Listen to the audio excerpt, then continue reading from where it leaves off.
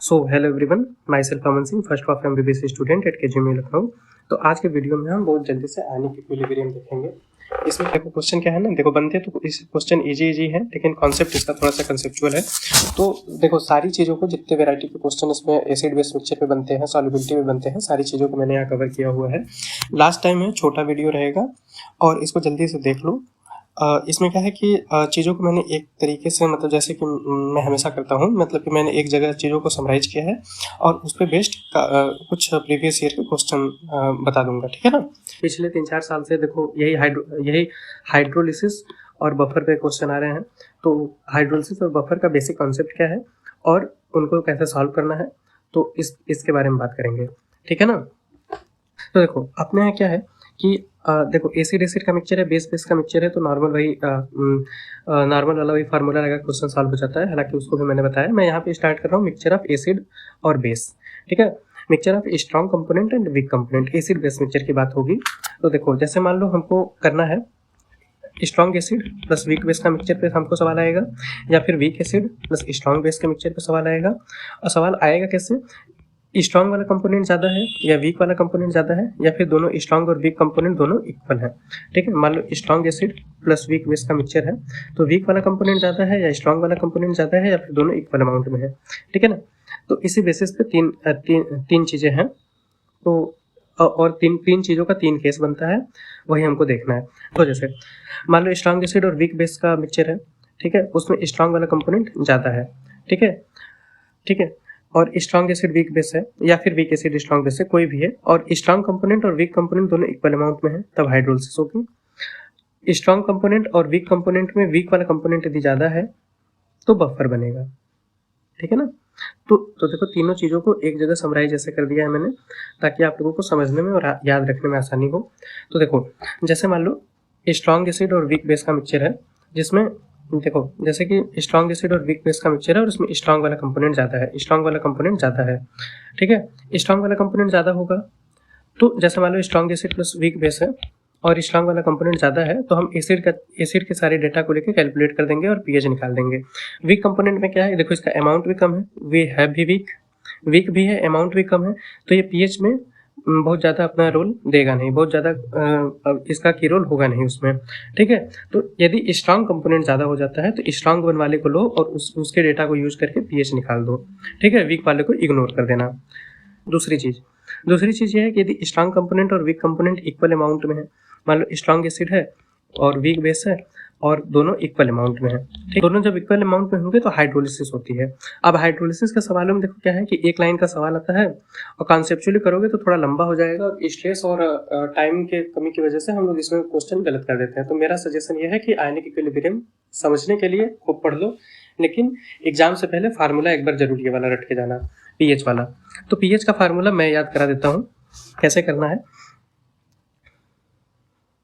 तो देखो सबसे पहले तो अपने को लिखने आना चाहिए जैसे देखो एक सेकेंड, जैसे मान लो वीक बेस है, स्ट्रॉन्ग एसिड वीक बेस का मिक्सचर है, तो वीक वाले का हाइड्रोलिसिस होगा। वीक एसिड स्ट्रॉन्ग बेस है तो वीक वाले का हाइड्रोलिसिस होगा, वीक वाले का हमेशा हाइड्रोलिसिस होगा। वीक एसिड वीक बेस है तो भाई दोनों का वीक वाले का ही हाइड्रोलिसिस होगा।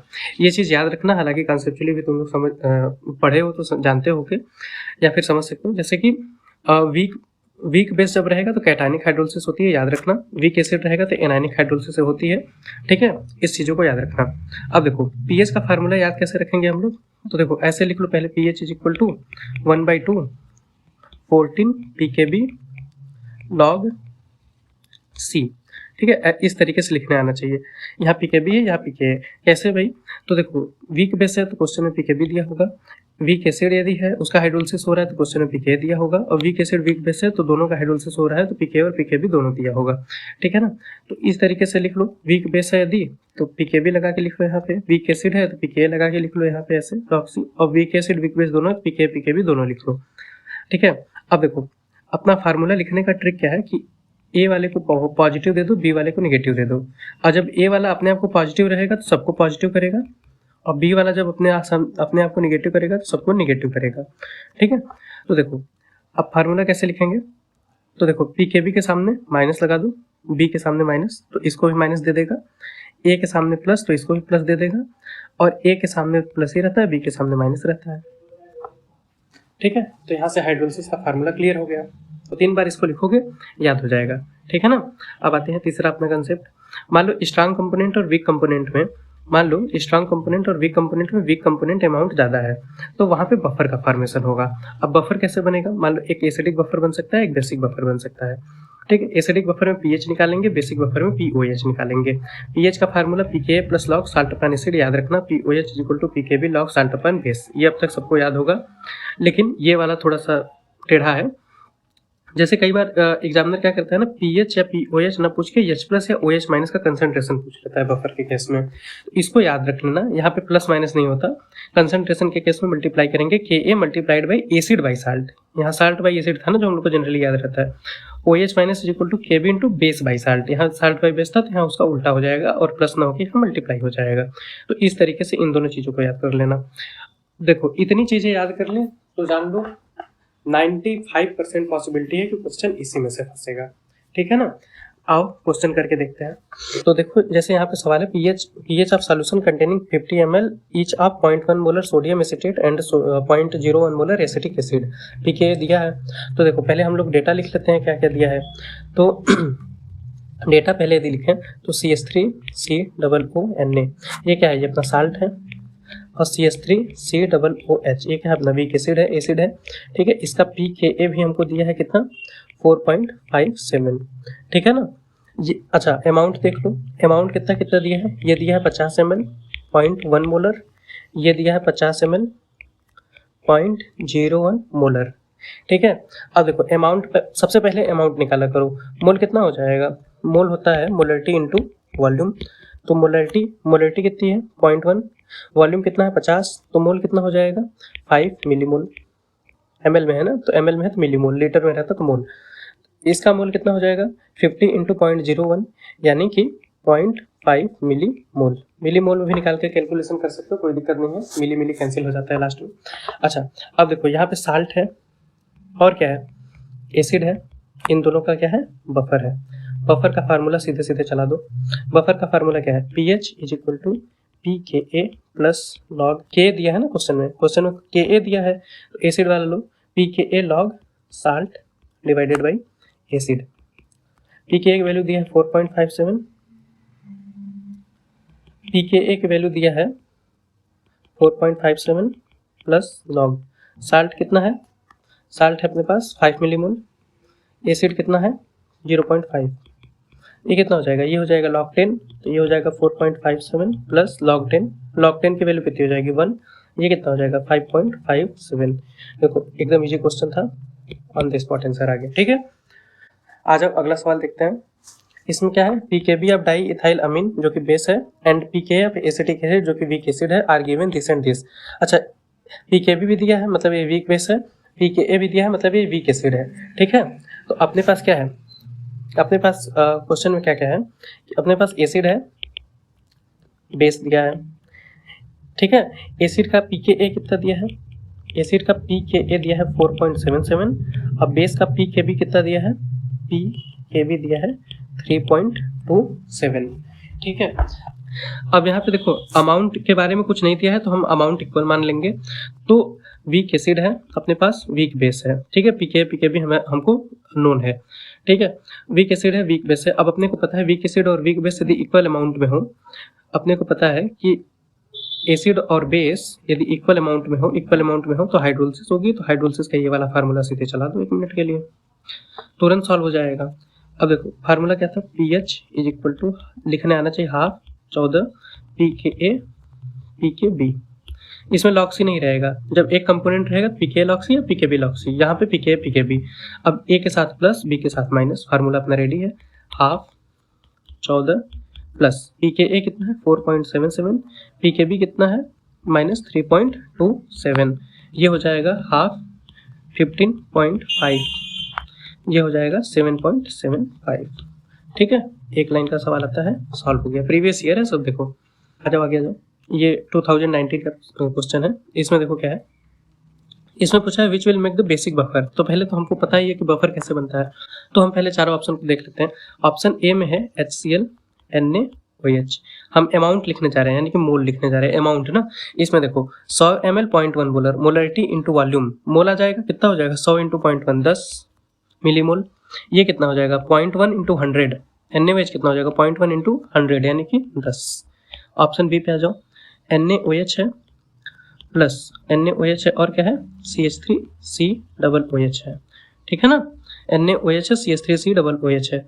NaOH कितना है भाई 0.1 इंटू 50 यानी कि 5, 0.1 इंटू 25 यानी कि 2.5। चलो आगे बढ़ो, सी ऑप्शन में है CH3COOH और क्या है NaOH। 0.1 इंटू 100 यानी कि 10, 0.1 इंटू 100 यानी कि 10। अब देखो ये सवाल तुम आसानी से कर सकते हो, लेकिन मैं चारों पॉइंट लेके बताऊंगा, तुरंत जल्दी से रिलेट हो जाएगा, ठीक है। यहाँ पे क्या है HCl है और NH4OH है। ये कितना है 0.1 इंटू 100 10, 0.1 इंटू 200, 0.1 इंटू 200 20। ये अपने पास चारों केस है। HCl क्या है स्ट्रॉन्ग एसिड, ये क्या है स्ट्रॉन्ग बेस, ठीक है। यहाँ पे strong acid plus strong base है, कोई बफर बनेगा ही नहीं। बफर हमसे सवाल में पूछा है ना, हमसे बफर पूछा है, यहाँ पे कोई बफर ही नहीं बनेगा। स्ट्रॉन्ग एसिड स्ट्रॉन्ग बेस है, दोनों न्यूट्रलाइज करके एक न्यूट्रल सोल्यूशन दे देंगे, ठीक है। बफर ही नहीं बन रहा है, नो बफर। ऑप्शन बी में देखें तो NaOH है CH3COOH है, ठीक है। अब NaOH क्या है स्ट्रॉन्ग बेस है, ठीक है। CH3COOH क्या है वीक एसिड है, ठीक है, जिसमें कि ये ज़्यादा है, यानी कि स्ट्रॉन्ग वाला पोर्शन ज़्यादा है। जब स्ट्रॉन्ग वाला पोर्शन ज़्यादा रहेगा तो भाई साहब कुछ बनेगा ही नहीं, वीक वाले की कोई हिम्मत ही नहीं है, तो स्ट्रॉन्ग वाला ही अपना पीएच कैलकुलेशन में पार्ट आएगा। बफर यहाँ भी नहीं बनेगा, ठीक है, बफर नहीं बनेगा, ठीक। तीसरे ऑप्शन को देखें तो ये क्या है एसिटिक एसिड, ये क्या है वीक एसिड है और ये क्या है स्ट्रॉन्ग बेस है, जिसमें कि दोनों इक्वल अमाउंट में है। जब दोनों इक्वल अमाउंट में है तो क्या होगा हाइड्रोलिसिस होगा, फिर से बफर नहीं बना, ठीक है। चौथे ऑप्शन में क्या है, चौथे ऑप्शन में स्ट्रॉन्ग एसिड है प्लस ये क्या है वीक बेस है, जिसमें कि ये ज़्यादा है, यानी वीक बेस वाला ज़्यादा है। और वीक पार्ट जब भी ज़्यादा होगा तो उस समय क्या होगा बफर बनेगा, ठीक है। तो सबसे पहली बात तो बफर इसी केस में बन ही रहा है, तो हमारा आंसर डी हो जाएगा। अच्छा बेसिक बफर की बात करें तो हाँ भाई जाहिर सी बात है बेसिक बफर बनेगा, क्योंकि वीक बेसिक कंपोनेंट ज़्यादा है, ठीक है, तो बेसिक बफर बनेगा।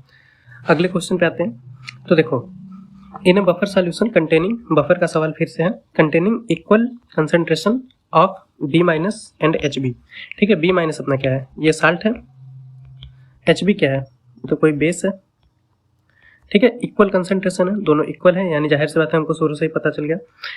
The KB of B minus, KB salt की KB कितनी दी हुई है 10⁻⁻10, तो pH पूछा है हमसे, ठीक है, pH पूछा है, ठीक है। तो बफर है, बफर का फार्मूला चलो, बफर है बेस है तो बेसिक बफर है, ठीक है, बेसिक बफर है। POH बेसिक बफर है, pH नहीं, POH निकालेंगे, POH is equal to PKB plus log salt divided by base, ठीक है। यहाँ से यदि देखें तो POH PKB कितना दिया है, अच्छा यहाँ से एक सेकेंड, अब KB हमको दिया है 10⁻⁻10, तो PKB क्या हो जाएगा PKB 10 हो जाएगा। अरे भैया PKB is equal to minus log KB, minus log KB कितना है 10⁻⁻10, तो ये क्या हो जाएगा 10 PKB की वैल्यू। जैसे pH जैसे एक सेकंड, जैसे H plus is equal to 10⁻⁻10 था तो pH इज इक्वल टू 10 होता था, तो वैसे ही PKB यहाँ से KB कितना हो जाएगा, PKB कितना हो जाएगा 10, तो PKB की वैल्यू 10 रख दो प्लस लॉग साल्ट कितना है, साल्ट और बेस दोनों इक्वल कंसंट्रेशन में है, ठीक है। तो साल्ट का मान लो x ले लो, उतना ही बेस भी है, ये भी x, ये दोनों कट गया, ये यहाँ से क्या हो जाएगा 10 प्लस log 1, ये कितना हो जाएगा log 1 की वैल्यू 0 हो जाएगी, यहाँ से आ जाएगा 10, तो POH की वैल्यू 10 आ गई। लेकिन हमसे पूछा क्या है, हमसे पूछा है pH, हमसे पूछा है pH। अब अपने को पता है pH plus POH is equal to 14, अब POH हमारा 10 है, pH हमको फाइंड करना है इज इक्वल टू 14, तो pH is equal to 4, answer हो जाएगा डी।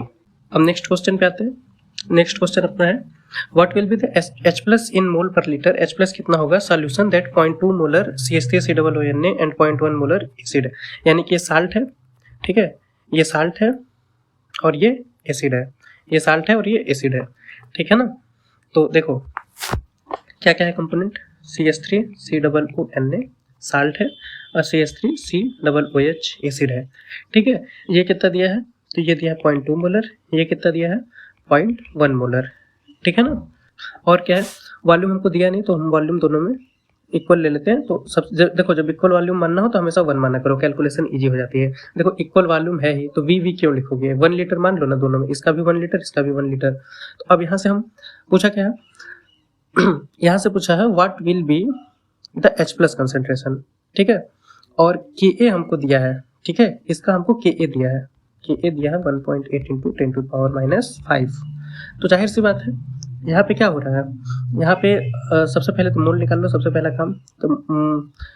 पहला काम तो मोलरिटी इंटू वॉल्यूम। देखो 1 से मल्टीप्लाई करने पे हमारा मोल भी कितना आ जाएगा 0.2, यहाँ से मोल कितना आ जाएगा 0.1, मोलरिटी इंटू वॉल्यूम 1, यहाँ से मोल कितना आ गया 0.1, दोनों का मोल आ गया, ठीक है, दोनों का मोल आ गया। और साल्ट है, एसिड है, जाहिर सी बात है बफर बन रहा है।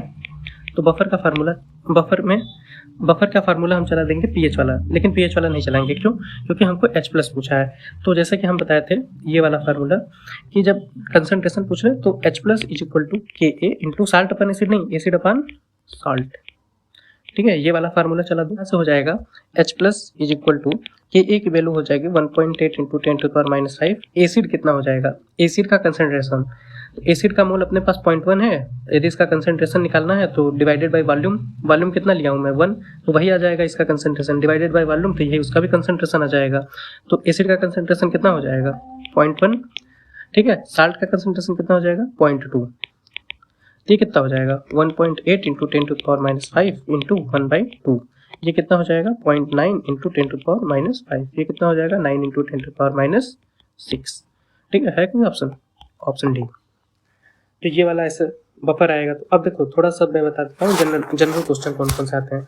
जैसे कि ये अपने को पता है कि जब भी एसिड बेस का मिक्सचर होगा तो H प्लस या OH माइनस का कंसंट्रेशन निकालना होगा, M1V1 plus minus M2V2 divided by V1 plus V2। Plus minus क्यों, मान लो दोनों एसिड है तो दोनों का प्लस कर देंगे, दोनों बेस है तो प्लस कर देंगे, एसिड बेस है तो जो ज़्यादा है उसमें से कम वाले को घटा देंगे। क्या होता है देखो, एवरेज कंसंट्रेशन कितना होता है, concentration is equal to total mole divided by total volume.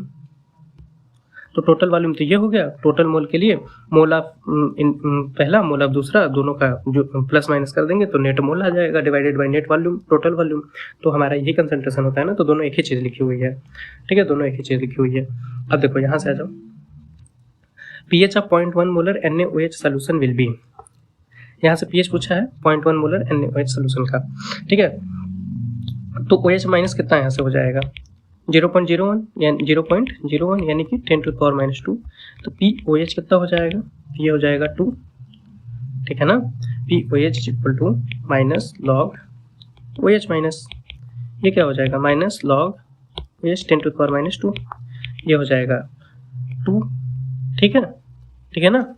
फिर इसके बाद POH इतना आ गया, आपने पता है pH plus POH is equal to 14, तो pH plus 2 is equal to 14, तो pH इज इक्वल टू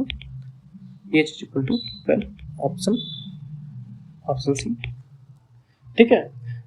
ये सब देखो छोटे मोटे सवाल हैं, इसीलिए मैं मिक्सचर का सवाल, बफर का सवाल, हाइड्रोलिसिस का सवाल तो मैंने सारे बता दिए। देखो जितने टाइप के बन सकते हैं, फार्मूला चलाना है सब में। जब कंसंट्रेशन पूछे तो ये वाला फार्मूला, pH पूछे तो ये वाला फार्मूला, POH पूछे तो ये वाला फार्मूला, pH पूछे तो वो वाला फार्मूला।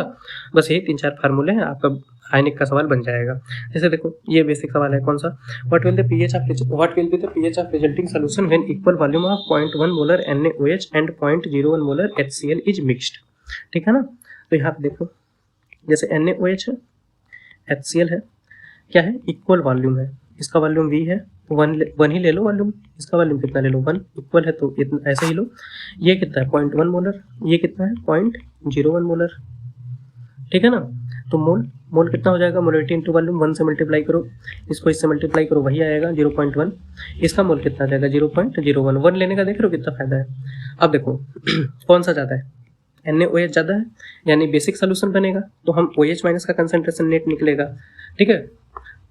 ज़्यादा ये है, ज़्यादा बेस है तो OH माइनस से निकलेगा, इसमें से इसका कंसंट्रेशन घटा दोगे तो नेट OH माइनस कितना हो जाएगा, इसका नेट मोल, इसके मोल में से इसका मोल घटा दो। देखो कंसंट्रेशन क्या होता है, total mole divided by total volume, ठीक है ना, यही करना है अपने आपको। तो नेट मोल कितना आ रहा है, OH का इसमें से ये वाला मोल घटा दो, 0.1 minus 0.01 divided by total volume कितना है 1 + 1 2, 1 लीटर लिए थे, ये कितना हो जाएगा 0.09 डिवाइडेड बाई 2, ये कितना हो जाएगा 0.045, ये कितना हो जाएगा 0.045, ठीक है ना। OH माइनस कितना हो गया, इसको 0.045 को लिख सकते हैं 4.5 × 10⁻², लिख सकते हैं ना, तो पेज खत्म हो गया। OH माइनस को इतना लिख सकते हैं, तो pH कितना हो जाएगा, POH कितना हो जाएगा, POH हो जाएगा माइनस log 4.5 × 10⁻², ठीक है। देखो यार पेज तो खत्म हो गया, यहाँ जूम करके बता रहा हूँ, बाद में PDF में मैं एडजस्ट कर दूंगा। तो यहाँ पे POH हो जाएगा माइनस log 4.5 × 10⁻², यहाँ से POH आ जाएगा कितना 2.6 के आसपास, तो यहाँ से pH हो जाएगा 12.65, ठीक है। तो यहाँ पे आंसर कौन सा दिया है 12.65, option D, option D will be correct. अब आ जाओ नेक्स्ट क्वेश्चन पे। नेक्स्ट क्वेश्चन क्या है, what will be the OH minus in the final solution prepared by mixing इतना ml इतना मोलर HCl एंड इतना ml इतना मोलर BaOH का होल ट्वाइस। अब देखो क्या है, HCl है प्लस और क्या है BaOH का होल ट्वाइस, बेरियम हाइड्रोक्साइड है, ये कितना दिया है 20 ml 0.05 मोलर, ये कितना दिया है 30 ml 0.1 मोलर, ठीक है। यहाँ से मोल निकाले तो मोलरिटी इंटू वॉल्यूम कितना हो जाएगा 1 मिलीमोल, यहाँ से निकाले तो मोलरिटी इंटू वॉल्यूम कितना हो जाएगा, कितना हो जाएगा मोलरिटी इंटू वॉल्यूम 0.1 × 30, तो ये हो जाएगा 3, लेकिन ये एक ही H प्लस देगा तो ये 1 ही रह जाएगा, ये 2 OH माइनस होगा देगा तो यहाँ से इंटू 2 करेंगे तो ये 6 हो जाएगा। तो ये अब इसमें ज़्यादा कौन सा हो गया, ज़्यादा ये हो गया, ठीक है। नेट हमको क्या मिलेगा, नेट हमको OH माइनस मिलेगा, OH माइनस हमको क्या हो गया टोटल मोल, तो टोटल मोल कितना हो जाएगा, नेट मोल कितना हो गया 6 base OH minus minus H plus, तो 6 - 1 कितना हो गया 6 - 1 डिवाइडेड बाई टोटल वॉल्यूम कितना है 20 ml + 30 ml यानी कि 50 ml, ठीक है ना। तो ये हो गया 5/50 यानी कि 1/10। देखो वो भी मिली मोल में था, ये ml में था, इसलिए हमको कैलकुलेशन उतना करना नहीं पड़ा। तो यहाँ से कितना OH माइनस कितना हो गया 0.1 मोलर। अब हमसे OH माइनस से पूछा है, ठीक है, एकदम ईजी है, तो 0.1 मोल यहाँ से आंसर हो गया।